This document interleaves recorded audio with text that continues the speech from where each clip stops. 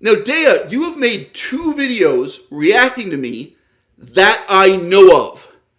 And you struggle with English language comprehension, not just at the level of the thesis, understanding the point of the video as a whole, but at the level of the sentence and the paragraph.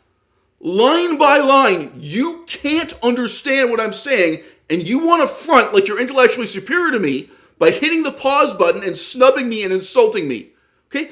I have fans who speak English as a second language, and they could understand the allegory of buying a second pair of shoes long before that paragraph came to its punchline. You couldn't. You struggle with basic comprehension of the English language. You've been married to a speaker of Chinese since 2010. You are still at a beginner's level in Chinese. For some reason, you're defensive about this, huh? You never learned to write with a pen and paper. You never accomplished anything as an author in English, writing articles of any kind, whether it's articles for the newspaper. I've written articles about Buddhist philosophy, all kinds of topics, whatever, published in different fields, doesn't matter. You never became a distinguished author. You also never gained the ability to just have decent handwriting. My purpose here is actually not to hurt your feelings. My purpose is not to point the finger at you and draw attention to just how limited your comprehension of the English language is. I am genuinely trying to help other people in the audience, and I'm partly responding to questions and concerns my viewers have. Partly, I'm talking about my own real life experience, which is something you seem to be incapable of taking seriously. You ask in this over-the-top way, how can it possibly be that someone's getting a PhD, but they're at such a low level of ability at writing in English? Bro, why do you think I made the YouTube video? This would be like saying to someone who worked in the stock market for 20 years, how can it possibly be that someone's working on the stock market, but they're fundamentally incompetent at math and the type of math they use? I have a couple of viewers who play the stock market, and right now they're going to say, oh yeah, I know exactly what you're talking about. Oh bro, that's my whole life story. They have experience dealing with people who lack competence in precisely that area that their profession would seem to presuppose. So no, I am not joking around when I talk about my real life experience encountering people who have staggering deficits in language comprehension in English when it is their own first language. And yes, when they are people who grew up white speaking English in Canada. And it's necessary and meaningful to include all that information. Because growing up as the child of immigrant parents who don't speak English is different. It presents different challenges. I could make a video talking about that topic too. But yeah, including people's ethnicity in the analysis matters. It matters that I'm talking about people like you, Dea, people who have no excuse for their appallingly low level of ability in English. And what we see is your brittle self-justification, your defensiveness about your language learning deficit in English and in Chinese. So there is a moral to this story. Now, Dea, you don't have the humility to listen to the next 53 minutes of this video. And I'm not asking you to do one of these live streams where you hit pause in mid-sentence and complain that you don't understand the meaning of the sentence, or you don't understand the meaning of the paragraph, or you don't know the thesis of the video as a whole. The video you just criticized, bro, I've seen the AI-generated synopsis. Artificial intelligence has no difficulty understanding both the allegorical meaning of the song at the beginning and the end, and understanding the thesis and the purpose of the examples put in there from the beginning. YouTube's own AI bot is able to parse, analyze, and understand my use of the English language better than you are. You have serious problems with basic comprehension of your first language. Could that be related to the fact that you never gained advanced ability in Chinese when you've been married to a Chinese-speaking woman since 2010? Bro, I knew Australians who worked in coal mining in China. After 10 years, they're totally fluent in Chinese. I knew white Australians worked in just different walks of life. I knew one who was a computer programmer, became profoundly fluent in Chinese. He got married to a Chinese woman and divorced. This is not something special or extraordinary. It's so normal that, like, when I was in China, white people were shocked that I wasn't totally fluent in the language already. They just assumed I've been working on this since I was 15. It's like, no, I've been studying Chinese for 6 months, thanks. Like, before that, I spoke Cambodian, I spoke Lao, I spoke Thai. I studied these other languages that don't really directly help you with Chinese. A little bit philosophically. You're prepared, okay? Dea, it is what it is. I appreciate your humility on the one hand when you talk about your limited ability in these languages. I appreciate your humility when you say you're not an expert. But, dude, the moral of the story here, it's so obvious. It's right in front of your face. You can't see it. So, dude, I know you're not going to take 53 minutes to listen to the remainder of this video. The next 53 minutes was the podcast I recorded in response to your first condemnation of my work, your first video criticizing and ridiculing me without understanding what I was saying or why. Okay?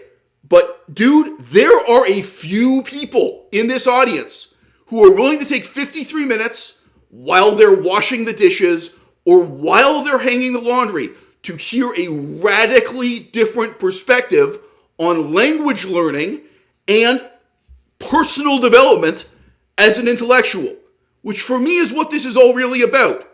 I'm not like Lao Shu. I don't want to stunt on the sidewalk and say, oh, tourists in New York freak out when I speak their language. I've seen Lao Shu do that with Cambodian. Like, what do you think? He speaks phrasebook Cambodian. There are a few people in this audience who benefit from hearing what you just listened to but could not understand. Someone seriously talking about living the life of the mind and making it a priority to cultivate your ability to read and write your own first language. And it talks seriously about how in the last 25 years, we have lost the culture of caring about reading and writing. The culture of making a priority to develop into being a well-read person yourself and to develop into being a good author in your first language. Is cursive handwriting one step on that staircase? One rung on that ladder? Yes. Are there successful people who ignored that stage of development? Yes. And they live with cognitive development problems just like you, Dea. Ilhan Omar is garbage. She's garbage. Her friends are garbage. You know, they came from paradise and they said this isn't paradise. But when they come from hell and they complain and do nothing but bitch, we don't want them in our country. Let them go back to where they came from and fix it. Somalians ripped off that state for billions of dollars. Billions. Every year. Billions of dollars. And they contribute nothing. The welfare is like 88%. They contribute nothing. I don't want them in our country, I'll be honest with you. Somebody said, oh, that's not politically correct. I don't care. You know, our country's at a tipping point. We can go bad. We're at a tipping point. Their country's no good for a reason. Their country stinks, and we don't want them in our country. Do you remember Mogadishu? Black Hawk down in World War II. Do you remember before America, the good old days when we were Somalia? This political statement is going to age so much better than Kevin Costner's Waterworld, okay? Do you remember David Bowie, the Italian colonial cemetery? It's the end of democracy. How the hell did Trump get on top of me? Woo! Do you remember lying in bed with the covers pulled up over your head? And for cover no one can see. change and we need it fast. The Constitution just won't last, and civil wars bring opportunity to me. Waterworld came out in 1995. Like, nothing in that movie happened yet, okay? Let's make America Somalia! Let's go! I want American Somalia! Let's go! You want American Somalia! Let's go! Let's make America Somalia! We go!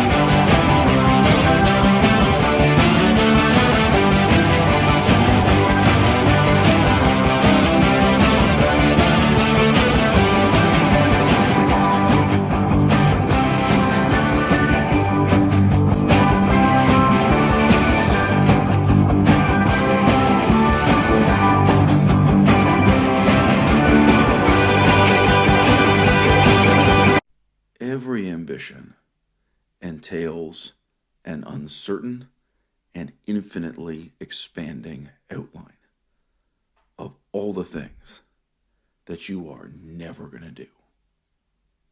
You are going to consciously, intentionally decide not to go skiing so that you have time to read Aristotle. I've had fans of the channel, fans of my work on the internet, everyone, but fans of me as an author, as an intellectual, as a voice. I've had fans say to me once every 2 years that they're finally getting around to reading Aristotle in response to a video I made now 7 years ago, 8 years ago. And, they wrote to me the same day I recorded that video, saying how inspired they were and that they were going to buy the copies of the book and get set up and put them on the desk. And, they must have wiped the dust off those books quite a few times. But, tell me, for you personally, is it a struggle to commit to do these things? Is it a struggle to actually do them?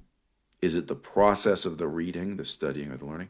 Or is it the opportunity cost? Is it the awareness of what you're missing out on?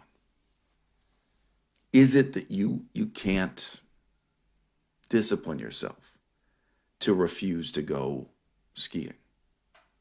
And there's no necessary mathematical relationship between the number of hours you spend skiing and the number of hours you spend reading Aristotle. Right? It's a completely arbitrary, illogical example. But life is about dealing with arbitrary, illogical situations and the pursuit of any one ambition entails that you have the determination to refuse to indulge in 10,000 other distractions and perhaps a few hundred other ambitions that you could be pursuing at that same time. Many people, many listeners, many readers are appalled at the way in which I will advise my viewers, advise my fans.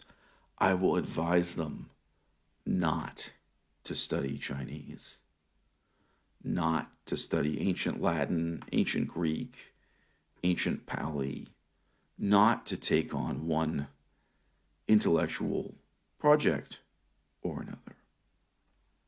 Because they're people who have lived for at least the last decade, possibly for 20 years or 30 years, but they've lived for at least the last decade in the strangely encouraging and utterly unreal environment provided by the internet. Content creators on the internet are constantly telling you, yes, you can.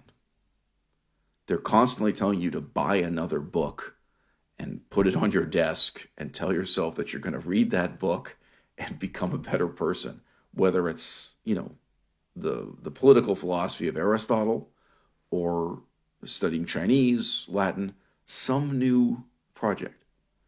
Yeah, it's a little bit like the old days before the internet.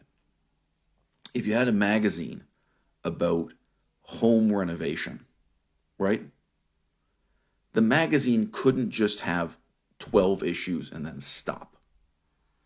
It couldn't just be, this is the magazine about how to renovate your home.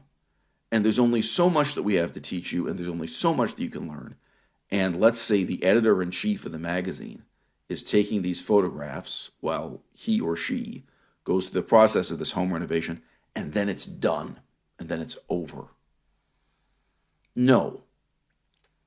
For the magazine to be viable as an enterprise, for it to make money, they're going to have to keep on demolishing and rebuilding one wing of the house after another. They can never be satisfied with the garden.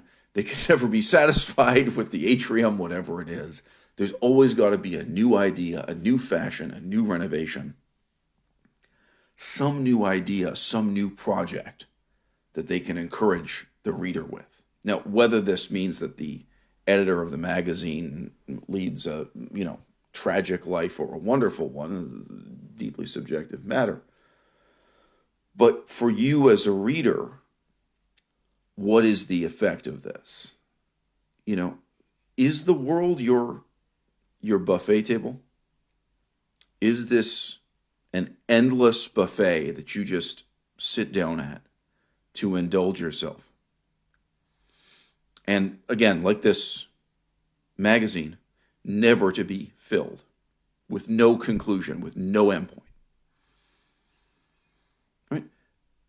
When I'm giving advice to someone who's 55 years old, very clearly we're talking about, okay, what are you going to accomplish between 55 and 65? And after that, you know what? Things get uncertain. How physically vital are you going to be between 65 and 75, 75 and 85? How intellectually vital? How intellectually productive? You never know. Some people are very intellectually vital into their 80s, very physically vital, and you know what? It's tragically, you might have all kinds of ambitions, for the later years of your life that you don't get to pursue. Whether you are alive or dead, you might no longer have quite what it takes. And, I talk to people in their 30s and I say to them straight to their face, I don't expect you to be alive 5 years from now. That's a conversation I've had many times in my life. And I say further, living the way you live, making the choices you've made, even if you are alive 5 years from now, 25 years from now, what is going to be left of you? What kind of a revenant is going to remain? Now, there are many factors here. The most obvious, the most drastic source of brain damage being alluded to, of course, is drug use. But drugs of all kinds, illegal party drugs, prescription drugs, all kinds of drugs. Again, talking to people my own age, though, some people are eating themselves to death. Some people are drinking themselves to death. Some people have sat down at that buffet table and they're not thinking about getting up.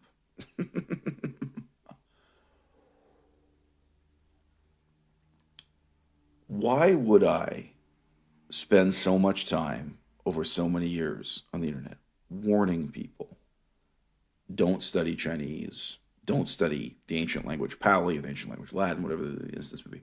Why this priority on warning the listener, warning the reader, warning the viewer? Is it just because the university system is bad, the university system is corrupt?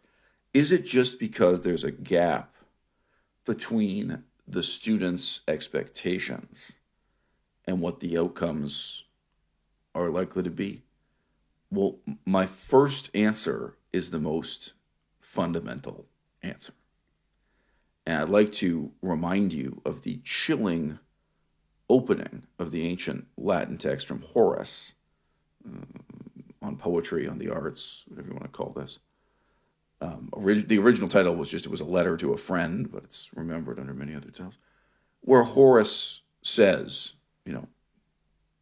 almost opening the essay, look, you really have to face up to the fact that your poems are going to scatter and become unknown after your death, just as the language itself will change.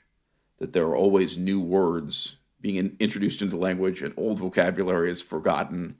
These things you're accomplishing as a writer, they are impermanent too, and really think about how many years you've got left to be alive. Now, there was a writer in ancient Rome, so he would have known many people dying, in their 40s, in their 50s, sometimes in their 60s, sometimes in their 70s. Sure, sometimes people lived long lives in the ancient world, but certainly frequently enough, he saw life cut short.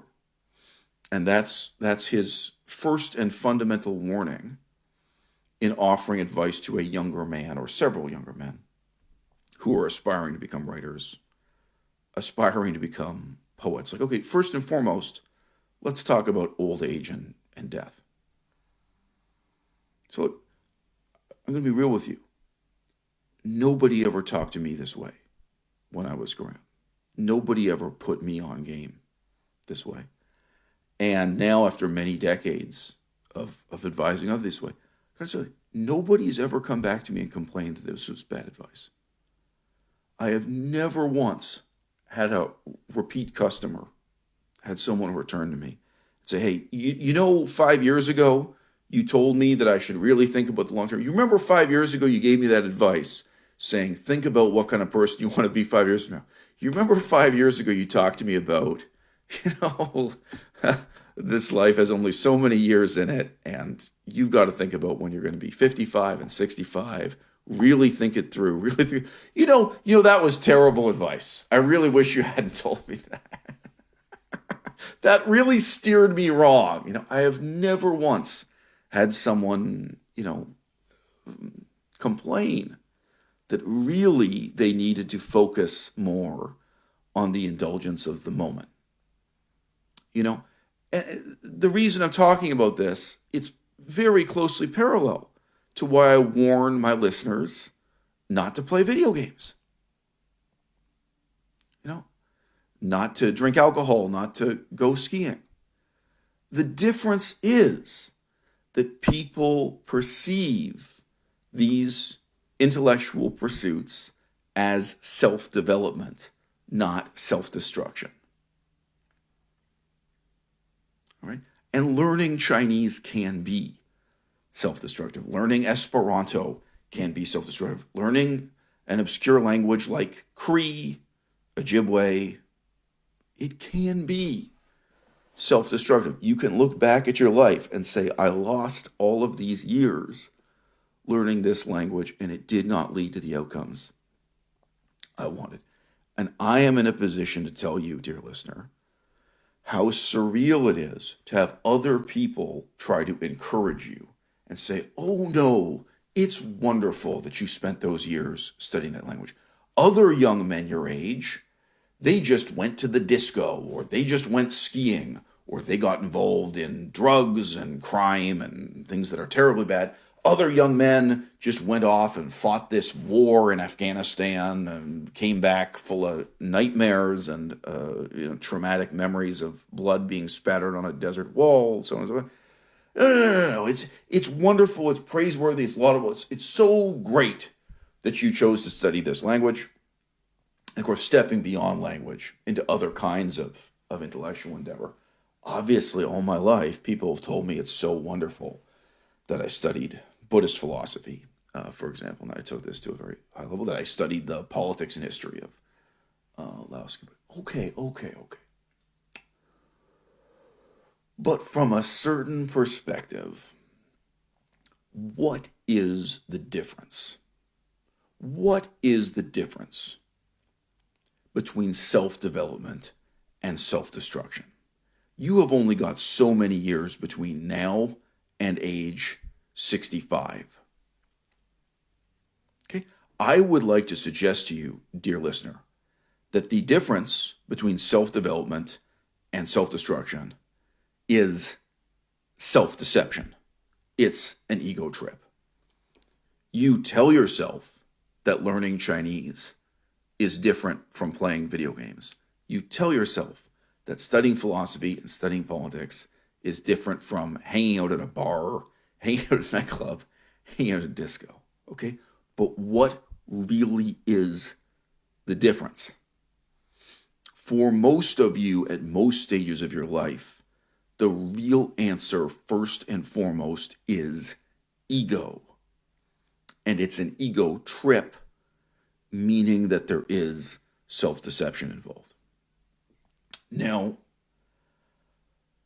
the hardest thing at every stage of life is to be honest with yourself about what expectations and what assumptions were implicitly built into your ambitions. And I would say this is just a feature of the human species. Okay? The more lofty your ambitions are, the more ostensibly moral, the more ostensibly ethical and charitable they are, the harder it is to admit to yourself what it is you wanted to get out of them. I know a comedian here. He's a successful filmmaker. He's had a lot of success in his life. And whenever I talk to him about ambition, plans for the future, what he's trying to accomplish, he always just says, no, he doesn't care about any of that. He just wants to be funny. He just wants to get on stage and make people laugh and have a good time. He wants to live in this very, very short-term cycle of thinking about what he is doing this weekend and what his next gig is, and just being silly on stage for that audience at that minute. And, that is how he lives his life. Now, you may say this is an example of someone with no self-deception at all. There's no delusion at all in this ambition. It's so short-term, it's so humble, right? Tragically, I've got to tell you, you're wrong. There's actually a great deal of self-deception built into that. And there's a great deal of tragedy as that life unfolds. Okay? But that's an example of an ambition where it's not too hard to sit there and question, what was I really thinking? What was I really wanting? What was I really desiring? So, I can sit down and challenge that guy and say, okay, but what if you're performing these jokes and the audience is just not sophisticated enough to get them? What if you're performing these jokes and nobody in the audience wants to sleep with you? Like, hey, let's be real. There's not a lot of money in comedy. There's a lot of beautiful women, Okay, after how many months or after how many years is it a problem when you're not getting the outcomes you desired? That again, maybe you weren't being honest with yourself. Maybe you thought, hey, I just show up and have a good time. I'm just silly and make people laugh. And you have an expectation that a certain kind of woman is going to take you aside.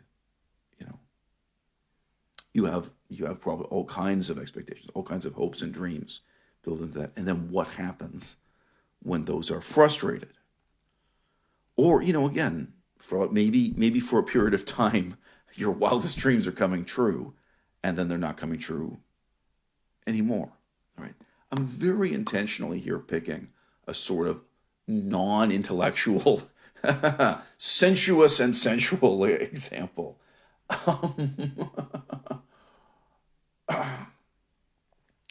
When I decided to do humanitarian work in Cambodia, right, I thought I was cynical. I thought I was a nihilist. I didn't think I was idealistic like these other chumps getting off the plane. Right? I remember saying this in Laos before Cambodia. I'd meet these other Europeans, other Americans, other Westerners, other foreigners, doing some kind of humanitarian work. And I'd say to them again, I'd say, look, man, don't kid yourself. Nobody invited you to be here. When you go out into this remote village and you act like you're their friend, you act like you're their savior, you act like you are their teacher. Okay? All of the indigenous people in that village are in a position to turn around to you and say, listen, white boy, we didn't invite you here.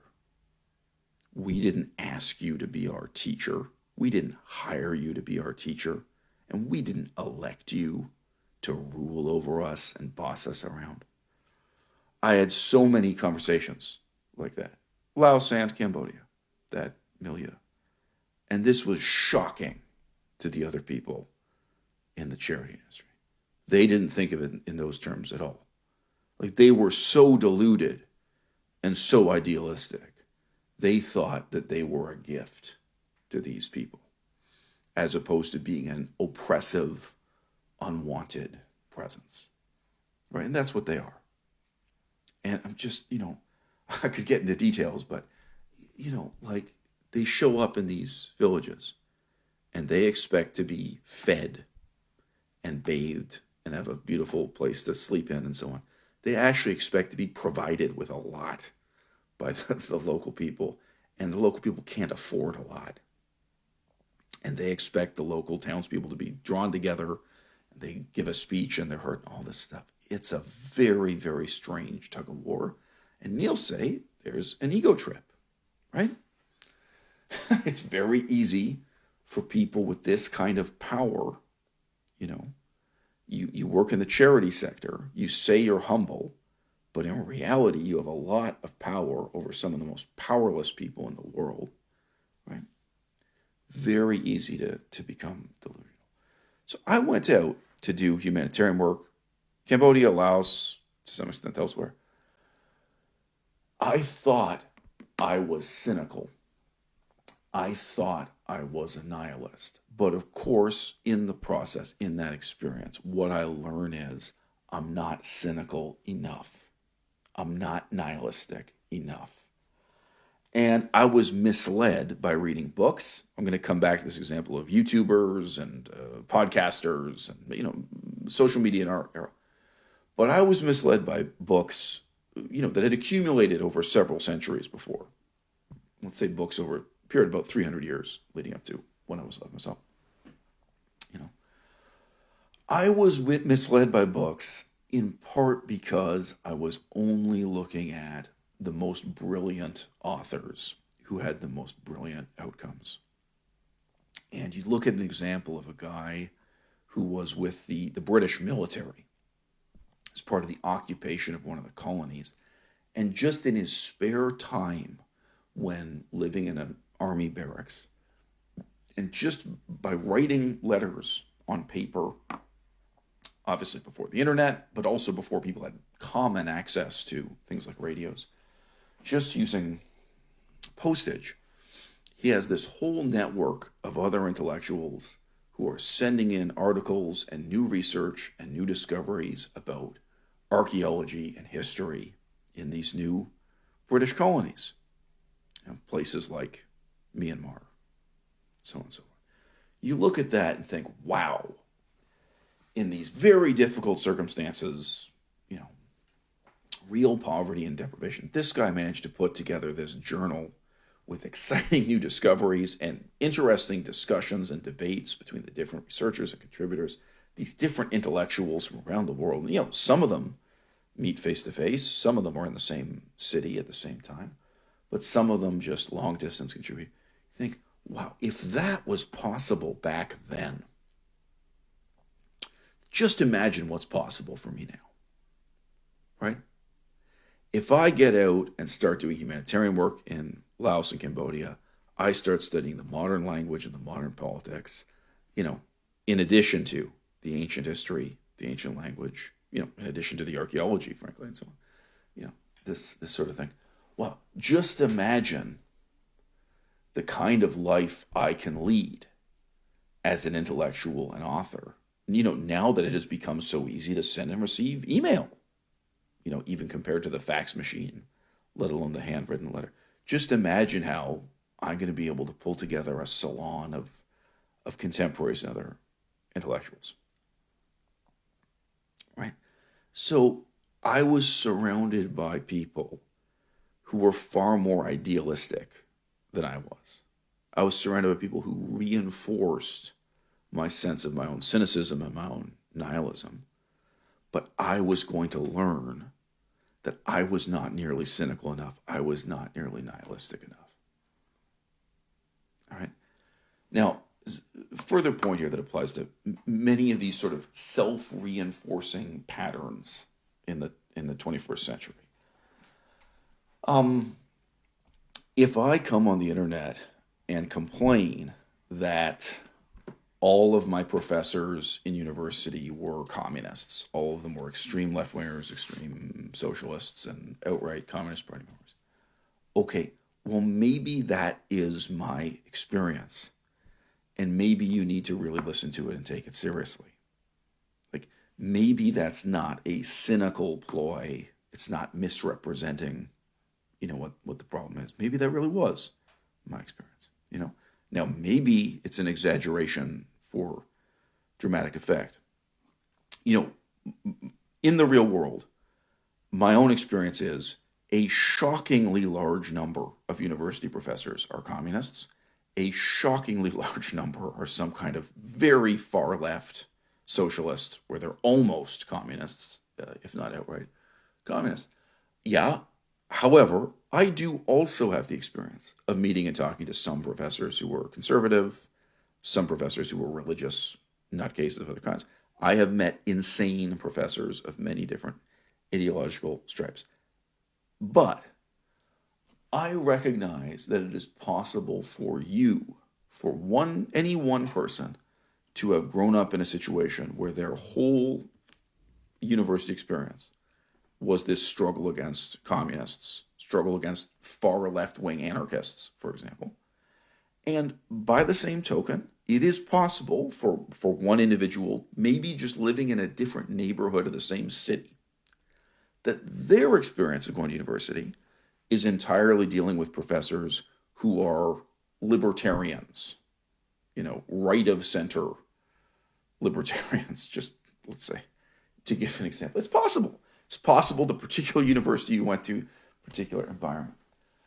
So the tendency to, on the one hand, sensationalize the life of the mind, any kind of intellectual endeavor, and then on the other hand, to dismiss what everyone else is saying as if it were sensationalized, makes it impossible for us to really reflect on and share the warnings that come out of our direct, real, lived experience. Now, is there a role for social science research to present you with hard statistical facts in contrast to that kind of anecdotal, evidence? Well, if you wanted a statistic to show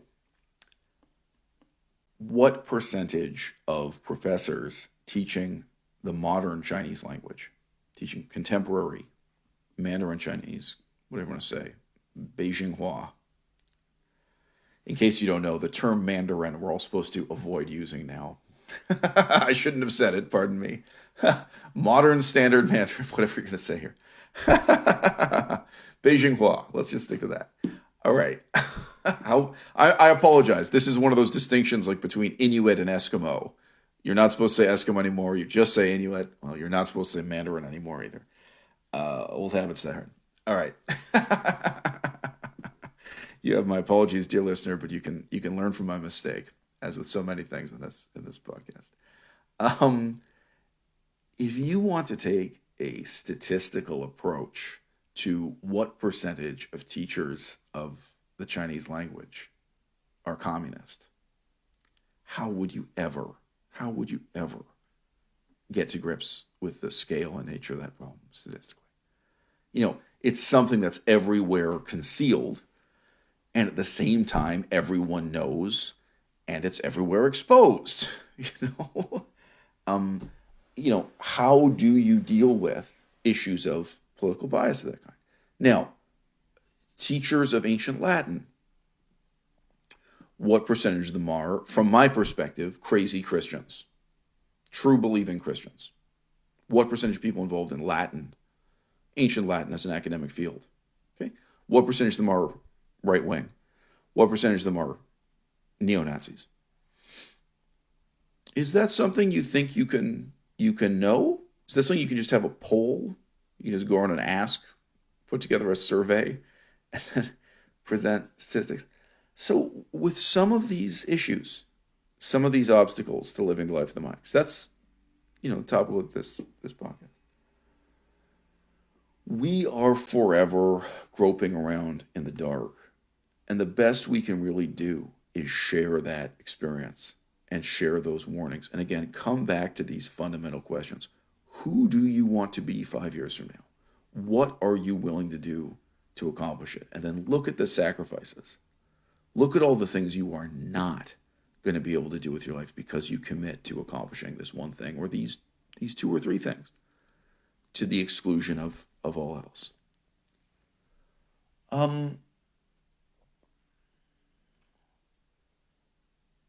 Why is there so much resistance to someone like myself stating honestly and openly that marijuana causes brain damage? Why is there so much resistance to someone like myself pointing out marijuana is a sedative? If you smoke marijuana regularly, you have a sedative addiction. Marijuana also is a painkiller. If you smoke marijuana regularly, you build up tolerance to painkillers because you have a painkiller addiction. And when you go to get surgery, you have to inform the doctor that you're a regular marijuana smoker, and they have to recalibrate the painkillers they're giving you because the painkillers may not work if you've built up tolerance to marijuana. It's very simply put. Why is there so much hostility toward that? The answer is that people do not want to accept that they are snuffing out their own personal potential. And of course, that's exactly what they're doing.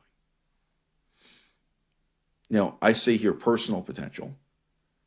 I could say intellectual potential. I could say political potential. I could say creative potential. I could even say ethical potential, moral potential. Your potential to be a good person, to be an exemplary person. You are snuffing that out. You are ruining it. You're engaging in self-destruction through the smoking marijuana. Now, just to give you a quick real-world example, I know stand-up comedians. Sometimes I go to see stand-up comedy. I arrive completely sober. I leave completely sober. Maybe it's 1 hour. Maybe it's 1 hour, 30 minutes. Whole experience. But I know these guys, and they were hanging out at the club for at least half an hour before the show started. And they stay there for hours after the show ended.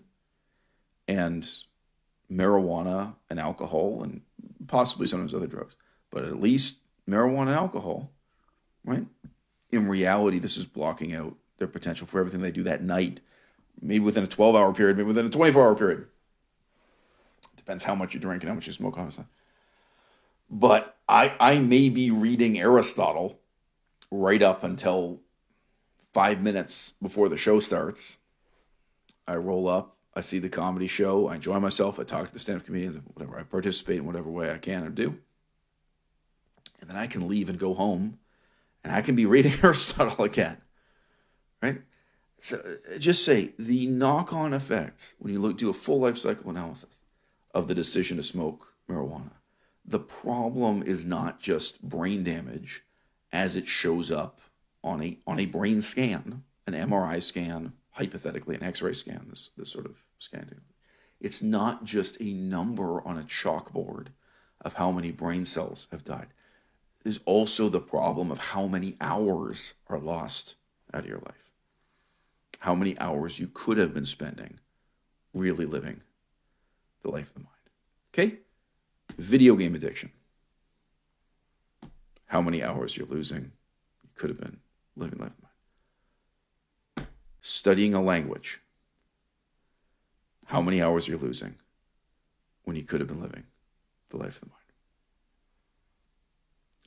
People are so threatened by this. They're so defensive about it. Just to have something they regard as a virtue questioned, cross-examined.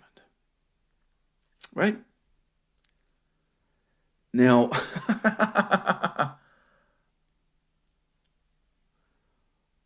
I spent all these years studying Chinese as a language.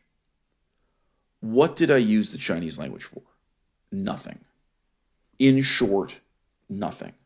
Total waste of my time, total loss of my potential. My creative potential, intellectual potential, all those things I said before. This was a sheer loss for my human potential for many years. Chinese is not the only language I could say this about. But let's just invert the question. What would I have needed to accomplish with the Chinese language after learning the Chinese language for me to look back now and not regret the loss of that time, that effort, that potential? Now, don't say that I could have married a Chinese woman. That's really not the right answer here, guys. It's not the point. So, when you look at your own life, can you be honest about that? Can you be honest about that kind of fork in the road, that kind of fissure?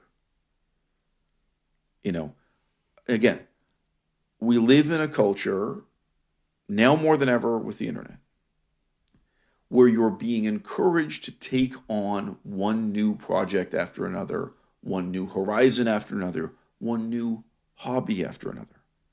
You're being encouraged to regard each one of these diversions as self-development instead of self-destruction.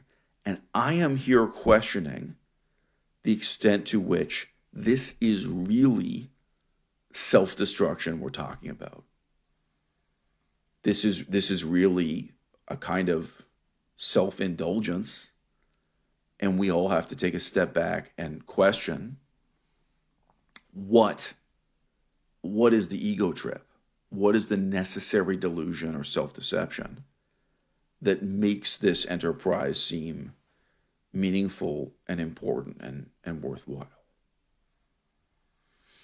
Now, I am not entirely opposed to learning ancient Latin. It's something I could do now. It's something I could do next year. I could learn ancient Latin. You could learn ancient Latin. When I got involved in humanitarian work, Cambodia and Laos, to some extent Thailand, Myanmar, or even Sri Lanka are related, but let's just simplify. To some extent, Yunnan is part of that story too. But let's just simplify.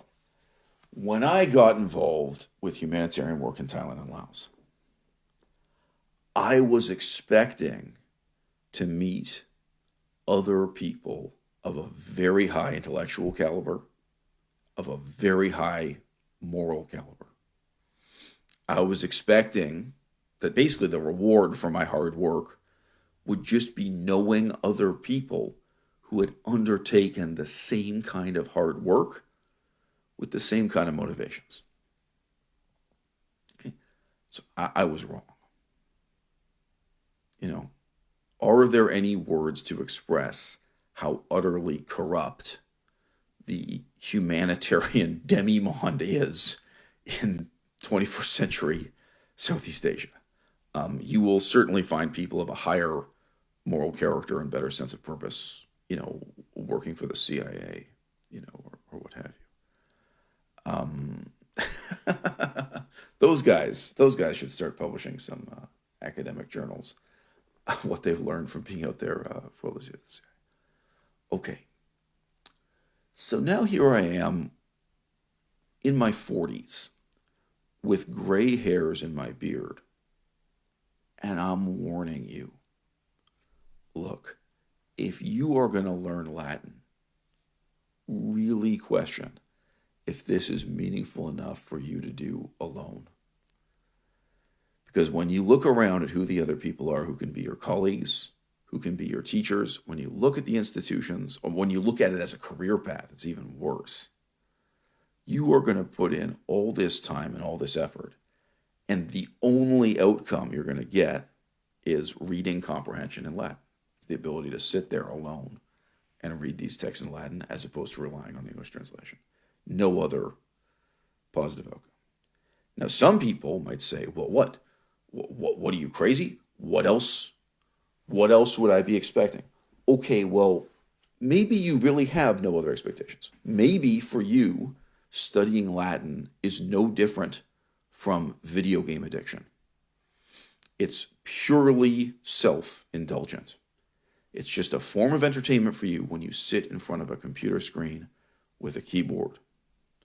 No more and no less, right? Maybe, well, you can see I'm already questioning this. Morally, intellectually, is this really a good thing to learn Latin? Okay. Maybe you have the assumption, maybe you have the ambition that you are going to be able to undertake original research and things that had never been known before will become known. That you are going to be able to reach out into the darkness and drag something into the light. And then you're going to publish it, and you're going to present it at a conference, and you're going to get some kind of positive feedback from somebody somewhere who can recognize how interesting or important this accomplishment is. Is that what you were thinking? And pretty much every field of human endeavor, this is a dominant preconception about what it means to be a researcher, to be an intellectual, to read, to write, to publish. Obviously, you didn't get involved in this field with the assumption that you would just walk in the footsteps of former generations of intellectuals, former generations of scholars. You wouldn't just repeat the same discoveries that had already been made, right?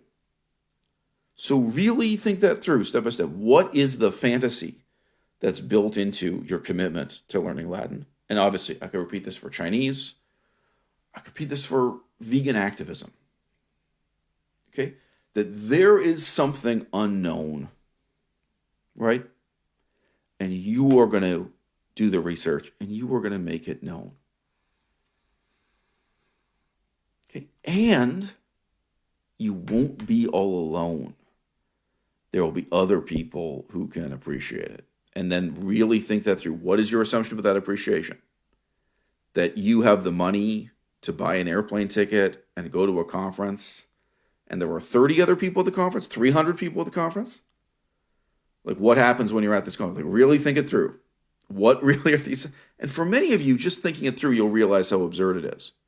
You may realize you've committed to studying Latin or Pali or Sanskrit or Chinese or Cree or Ojibwe or Cherokee or something. Maybe you actually committed to some area of research, study, language learning, or an endeavor like vegan activism, that's not linguistic in any way, right? That actually you did have assumptions. And now that you realize those assumptions are absurd or impossible in the 21st century, right? That it's not pursuing because it's not going to be rewarding in the same way.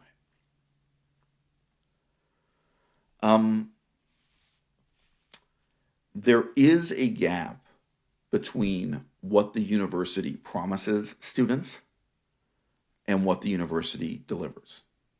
With any particular course, with any, particular career, there is a very important gap between what the university promises and what the university delivers. However, there is a far more important gap simply between the fantasy you invented in your own mind and what the real world can deliver. Right? Now, I have been in a lot of situations where I sit down in a comedy club. I'm not even performing. I'm just in the audience. And right away, all these comedians respond to me and are interested in me and start talking to me and start trading material and talking about their projects. And they just perceive me as someone who is sharp and witty and funny, and I'm some kind of talented comedy writer. Now, I never lie about my accomplishments. I never lie about who I am or what I'm doing or what I've done. If they ask if we're talking at any length, of course, I describe, shall we say, I describe my successes and failures. But a lot of people, male and female, more often female, more often attractive females, more often attractive females who are 29 years old and are aware they're about to turn 30, react to me and can tell right away, and they want to talk to me about what I'm doing in the life of mine in this respect. Now, look, maybe they're wrong. Maybe they're delusional. Maybe they're seeing in me talent I don't have. Okay, potential I don't have. Maybe they are just wrong. Okay. I worked for many years. Oh, I can't even say that, can I? I worked for many months to learn the Chinese language. Let's be honest. It's difficult to calculate exactly how long it was. I worked for many months to learn the Chinese language. And then I wrote this story in Chinese. It was an original story. And then I translated the Chinese into English. I have seen in front of my own face native speakers in Chinese break down weeping reading that story. It's a children's story. It's a moral fable. It's telling this tale. I have seen Chinese people be incredibly emotionally moved by this story and tell me that this story is genius, that it's so wonderful, it's so amazing, and I should publish it as a book. Okay? I'm not on an ego trip. I'm not. I look back at my life and say it was a complete waste of time. I wish I'd never done it. Now, some people will devote months to studying Chinese or even years and will never have one experience as rewarding as writing a story, writing a fable intended for children, and seeing, I don't know, a whole bunch of people like dominoes fall over weeping and be emotionally moved and say it's so profound and it's so meaningful and so wonderful. I have also seen people react to it that way in English, by the way, the English version. But, face to face, when I was in China studying Chinese and I wrote that fable, I actually got to see that, up close and personal. So, again, now I'm just with you. That was not my fantasy when I was studying Chinese or when I was writing that story. It's not worth describing why and how I wrote the story. What are your assumptions? You're going to study this language. Are native speakers of that language going to regard you as a great writer? Are native speakers of that language going to regard you as a genius? Are native speakers of the language going to regard your writing as profound and meaningful? Is that the ego trip? Is that what would make this sacrifice worthwhile, this commitment worthwhile? Yes, no, maybe. Right? Now, for a lot of guys are shallow. A lot of guys want to have the kind of experience I just described, pretty effortless for me, happening in a comedy club. Not every night in a comedy club. It's something that's happened sometimes in comedy clubs, where people are really interested in you. It's really rewarded. Whatever background you've got, whatever chops, whatever you got, wow, they want to hear about it. They want to work with you. And, whether they interact with you from the stage or sitting down next to you in the audience or whatever, or before or after the show, going outside, taking you aside, whatever, where comedians are really interested in who you are as a comedy writer because of some talent, really some verbal ability you seem to have. Okay. What really is the outcome you are expecting from the life of the mind as you define it and as you commit to live it? Because all of us could be working in real estate.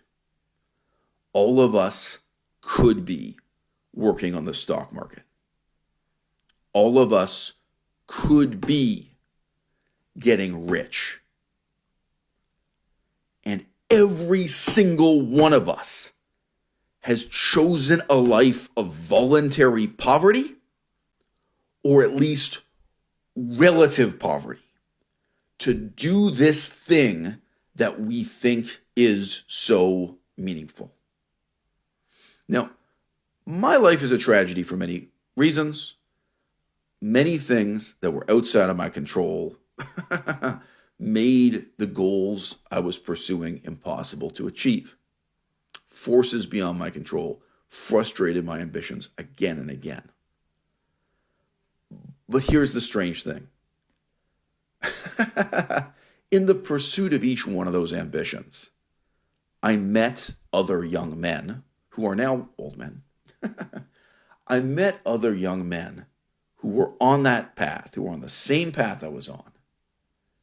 And they continued on that path when I was forced to quit. Okay? So, for example, I knew young men who were trying to get a PhD in Buddhism, become a kind of conventional scholar and professor of Buddhism. Okay? So they stayed on the path. I was forced to quit. Every single one of those men who stayed on the path, I pity them. I don't look at them with envy. I don't look at them and feel regret about what I did with my life or what happened in my life. Never. Every single one of those guys I regard with pity and contempt and scorn. The guys I've actually known. Okay? Now, again, this is a sort of hybrid example for the life of the mind. When I look at the other people I've known who were vegan activists and who stayed on that path and who made the compromises I wouldn't make and became much more successful than I was, you can already guess. You can guess the end of this paragraph. Obviously, I don't feel envy, right? I don't feel jealousy. I don't feel regret looking at my life, right? I look at them with pity and contempt. And I also think it's so sad that they squandered their potential by remaining committed to this sort of false god, this sort of false idol, being on this path that I now regard as utterly worthless. Okay? This is nihilism in practice, guys. It's one thing to complain the university system is corrupt, therefore you shouldn't study Chinese because it's a ripoff, it's a waste of your money, but you won't really learn Chinese. They don't teach it very well, and you won't learn it very well if you spend all this time and money going to university to study Chinese. And it's another thing to really question the learning of Chinese as such. You know, what is it that you are running toward? What is it that you are running away from? Okay. Who do you want to be 5 years from now? What are you going to accomplish between now and age 65? And then admit to yourself that it is war. That this is a game being played with stakes that include the difference between life and death. But beyond that, more terrifying still, there is the risk of one day waking up and realizing you have committed to live a life that is not worth living. This has been an episode of a series of podcasts called Active Research and Informed Opinion, AR+IO.